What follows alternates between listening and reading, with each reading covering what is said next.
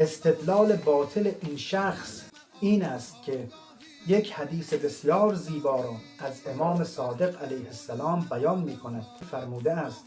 شما شیعیان با اهل تسنن هیچ وجه اشتراک ندارید به غیر از رو به قبله ایستادن در وقت نماز. این شخص جاهل مجهول الهویت با دستاویز قرار دادن این حدیث میگوید این فحشی که من داده ام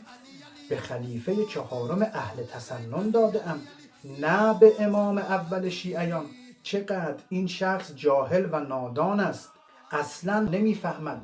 که منظور امام صادق قرآن ناطق بهر حقایق علیه السلام این است که ای شیعیان اعتقادات شما با اعتقادات اهل تسنن فرق دارد، نه اینکه ما در تاریخ 2 امام علی علیه السلام داشته باشیم. و در آخر این مطلب رو بگم به این شخص نادان و به این شخص فحاش که اگر از این نجاستی که خوردی توبه نکنی و در حضور همه اعلام نکنی و به اون دنبال کنندگان خودت که مانند یک بت